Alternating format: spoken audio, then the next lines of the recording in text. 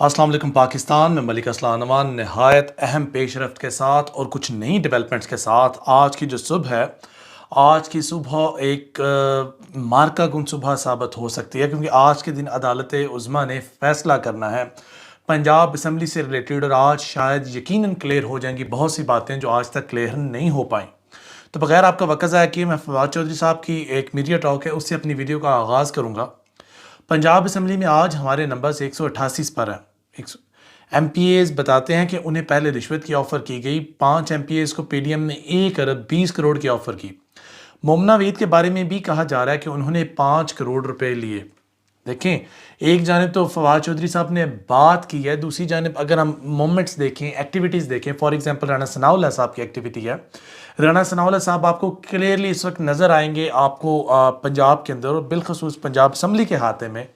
اور ایک بری خبر میں آپ کے ساتھ شیئر کرتا چلے جاؤں، بری سمجھیں اچھی سمجھیں جیسی بھی سمجھیں، خبر ہے، میرا کام ہے آپ کو خبر پرووائڈ کرنا۔ پنجاب اسمبلی کے ہاتھے میں وفاقی وزیر رانا ثناء اللہ کی گاڑی پر جوتا پھینک دیا گیا۔ ایکسپریس نیوز کے مطابق، یہ بات میں اپنے پاس سے یقیناً نہیں کر رہا، ایکسپریس نیوز ہے، وہ کہتے ہیں کہ مسلم لیگ نون کے رہنما وفاقی وزیر داخلہ رانا ثناء اللہ بھی جوتے کی زد میں آ گئے۔ وفاقی وزیر پر جوتا پھینکنے کا واقعہ پنجاب اسمبلی کے احاطے میں پیش آیا۔ ذرائع کا یہ بھی کہنا ہے کہ مبینہ طور پر پی ٹی آئی کے کارکن رکن اسمبلی پنجاب اسمبلی جو راشد حفیظ کے ڈرائیور ہیں، ان کی جانب سے جوتا اچھالا گیا۔ دیکھیں، حالات تو ایسے آ گئے ہیں کہ غریب آدمی مجبور ہو گیا ایسی حرکتیں کرنے پر، لیکن کیا کہہ سکتے ہیں، آپ ضمیروں کی منڈیاں لگائیں، آپ جو دلہ کریں، آپ کو ایٹ لیسٹ عوام کو اتنی تو آپ دیں نا لیوریج کہ عوام اپنا غصہ ایکسپریس کر سکے آپ کے ساتھ۔ باقی فواد چودھری صاحب کا ایک گلہ ہے اسٹیبلشمنٹ کے ساتھ، وہ یہ کہتے دکھائی دے رہے ہیں، ان کی ایک ٹویٹ ہے جو سیاست.pk نے شیئر کی ہے۔ نئے آرمی چیف کے آنے کے بعد بظاہر تو یہی لگا کہ ادارے کسی ایک پارٹی کو سپورٹ نہیں کر رہے، لیکن بدقسمتی سے ہمارے مظفر گڑھ کے ایم پی ایز کو کال آئی، پہلے رشوت کی پیشکش کی گئی اور اس کے بعد سنگین دھمکیاں دی گئیں،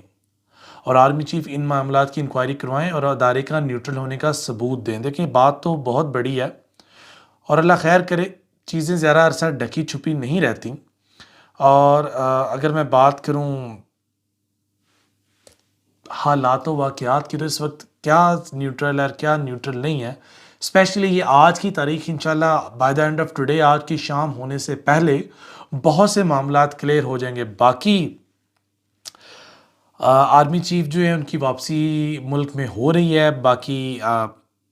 ہمارے پرائم منسٹر آف پاکستان بھی اس ملک پاکستان میں واپس آ رہے ہیں، اور یہ مقبول جان کے مطابق جو ہمیں گرانٹس دی جا رہی ہیں، یعنی کہ 10 ارب ڈالر کے جو وعدے کیے ہیں، اس میں سے 7.5 ارب 3 بینکوں نے دینے کا وعدہ کیا، جو ایک قرض ہے۔ رانا ثناء اللہ صاحب نے کہا کہ ایڈ ہے، اور یہ مقبول جان صاحب ایک کہہ رہے ہیں جو ایک قرض ہے جو اس قوم نے ادا کرنا ہے۔ باقی 2 ارب ڈالر 3 سال میں پروجیکٹوں کے حساب سے آہستہ آہستہ ملیں گے، لیکن ان مہربانیوں کے بدلے ہمیں کیا کرنا ہوگا سوچنے سے ہی ڈر لگتا ہے۔ اور یہ مقبول جان ایک پرانے تجزیہ نگار ہیں، ایک بیوروکریٹ ہیں،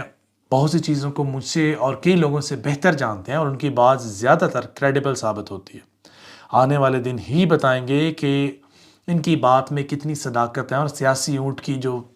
چال ہے، اس کا بیٹھنا ہے، اس کی کروٹ ہے، آنے والے دنوں میں یہ تمام محرکات کلیئر ہو جائیں گے کہ کس کی بات میں کتنا دم تھا۔ باقی عمران خان صاحب کے اپنے گلے ہیں۔ عمران خان صاحب نے، آپ جانتے ہیں کہ اسٹیبلشمنٹ سے بولا خدا کے واسطے کوئی پولیٹیکل انجینئرنگ نہ کرے، لیکن ہنا پرویز بٹ صاحبہ کی جو نجی زندگی ہے، جو ان کے کلپ وائرل ہوئے، اس میں تو میں بات یقیناً نہیں کروں گا، یہ ایک بلو دا بیلٹ بات ہوگی جو مجھے شاید کرنی نہیں چاہیے، ہاں، لیکن سیاست سے ریلیٹڈ جو باتیں ہیں وہ کرنا میں اپنا فرض سمجھتا ہوں۔ تو ہنا پرویز صاحبہ کہتی ہیں جو شخص خود پولیٹیکل انجینئرنگ کی پیداوار ہے، وہ کس منہ سے ایسی باتیں کر سکتا ہے۔ ہنا پرویز صاحبہ کی ویڈیو وائرل ہے، آپ سب دیکھ سکتے ہیں، اور آپ ان کے قول و فعل اور رہن سہن جو ان کا ہے، آپ کو یقیناً احساس ہو جائے گا کہ ہنا پرویز صاحبہ کس طرح کی باتیں کر رہی ہیں اور کس طرح کی ان کی ایکٹیویٹیز ہیں۔ باقی پرویز الہی صاحب، ان کے بیٹے مونس الہی صاحب، ان کی اہلیہ، ان کے بھائی ہیں شاید، وہ ان کو نوٹسز سرو ہو چکے ہیں، ان کو دبایا جا رہا ہے، ان کو پریشان کیا جا رہا ہے، اور اگر ان کے نوٹسز سرو ہوتے ہیں اور ان پہ پریشر ڈلتا آپ دکھائی دیتے تو آپ یقیناً جان لیجئے کہ پرویز الہی صاحب ڈٹرمنڈ ہو چکے ہیں اپنی سیاست کی بقا کے لیے عمران خان صاحب کے ساتھ بیٹھنے کے لیے اور ان کے فیصلوں پر چلنے کے لیے۔ باقی ایک عمران خان صاحب کی اسکیم تھی کہ کوئی بھوکا نہ سوئے، اور عمران خان صاحب نے ایک بڑا اچھا نیریٹو لیا تھا کہ اس ملک پاکستان کے اندر انہوں نے پناہ گاہیں بنائیں اور اس طرح کے پروجیکٹس لے کر آئے، اور آج وہ پناہ گاہیں تو چلو بند اس امپورٹنٹ حکومت نے کر ہی دی ہیں، بلکہ نہ صرف اتنا، آج بلوچستان کے اندر 200 روپے کلو آٹا بھی ملنا عوام کے لیے مشکل ہو گیا ہے، ناممکن ہو گیا ہے۔ اور اس بڑھتی ہوئی مہنگائی کی لہر میں میری نظریں ان سیاستدانوں کی طرف دیکھ رہی ہیں جو مہنگائی مکاؤ مارچ لے کر آئے، اور جو لوگ کل کو اس بات کی نفی کرتے رہے کہ پیٹرول مہنگا نہیں ہونا چاہیے، مہنگائی نہیں ہونی چاہیے، 10 روپے کی روٹی ایک غریب عوام کے لیے بہت مہنگی ہے، روٹی کپڑا اور مکان کا نعرہ لگانے والے لوگ آج میری نگاہیں ان لوگوں کو ڈھونڈ رہی ہیں، اور ان سوشل میڈیا ایکٹیوسٹ کو، ان یوٹیوبرز کو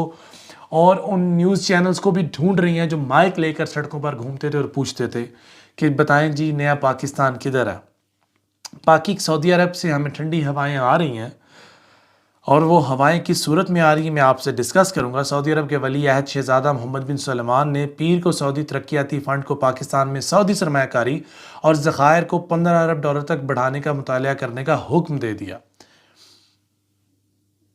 ایک خبر رساں ایجنسی کے مطابق ولی عہد اور وزیر اعظم MBS نے اسٹیٹ بینک آف پاکستان میں ڈپازٹ کی تعداد 5 ارب ڈالر تک بڑھانے پر غور کرنے کی ہدایات جاری کیں۔ ممالکت میں 10 بلین ڈالر کی سرمایہ کاری کا بھی ارادہ رکھتے ہیں۔ سعودی خبر رساں ایجنسی کا مزید کہنا تھا کہ یہ اعلان وزیر اعظم شہباز شریف اور محمد بن سلمان کے درمیان ہونے والی بات چیت کے بعد سامنے آیا۔ گزشتہ سال سعودی عرب نے پاکستان میں 1 ارب ڈالر کی سرمایہ کاری کا اعلان بھی کیا تھا۔ چیف آرمی سٹاف نے چکر لگایا ہے سعودی عرب کے، اور سعودی عرب ہم پر مہربان ہو گئے ہیں، شکر ہے۔ چیف آرمی سٹاف اپنے عہدے سے بڑھ کر، اپنی مجبوریاں، اپنی ضرورتوں سے بڑھ کر، اپنے ادارے اور اپنی ذمہ داریوں سے بڑھ کر اس قوم کے لیے، اس ملک پاکستان کے لیے سوچتے ہیں، اور یقیناً سوچنا بھی چاہیے۔ لیکن دوسری جانب یہ ایک بہت بڑا فیلئر ہے ہماری پولیٹیکل لیڈرشپ کا کہ ہماری پولیٹیکل لیڈرشپ اس قابل نہیں، اس اہل نہیں کہ اس ملک پاکستان کے اندر جو تمام معاملات کو ڈیل کر سکے، اس ملک پاکستان کی ڈوبتی ہوئی اکانومی کا کچھ سدباب کر سکے، اور دنیا کے ممالک کے پاس جا کر بھیک ہی کم سے کم مانگ سکے۔ ان کو تو مانگنے سے کوئی بھیک بھی نہیں دے رہا۔ اس کام کے لیے ہمارے چیف آف آرمی سٹاف کو میدان میں اترنا پڑتا ہے۔ ایک طرف تو میرا دل کرتا ہے میں اپریشیٹ کروں، اور دوسری جانب میرا دل کرتا ہے کہ میں اپنی سیاسی لیڈروں کو زد و کوب کروں، انہیں برا بھلا کہوں، انہیں گفت و نشید کا نشانہ بناؤں، کیونکہ وہ اتنے قابل نہیں رہے کہ وہ انٹرنیشنلی لوگوں سے جا کر بات کر سکے۔ خیر یہ تھی کچھ ڈیولپمنٹس۔ باقی میری نگاہیں جو ہیں وہ آج عدالت عظمیٰ کی جانب ہے کہ وہ کیا فیصلہ کرتے ہیں، اور جو تخت پنجاب ہے اس کی تقدیر کس کے ہاتھ میں جائے گی، یہ معاملات کس طرح ڈیل کیے جائیں گے۔ انشاءاللہ آپ سے کچھ گھنٹوں میں یہ ڈیولپمنٹس کلیئر ہو جائیں گی، اور انشاءاللہ وہ جیسے ڈیولپمنٹس کلیئر ہوتی ہیں میں آپ کی خدمت میں مزید اپڈیٹس لے کر آپ کے سامنے پیش ہوں گا، اور آپ سے ہم ڈسکشن کریں گے۔ باقی ابھی تک کے لیے آپ مجھے اپنے ہوسٹ کو اجازت دیں۔ فی امان اللہ، خوش رہیں، آباد رہیں، اللہ حافظ۔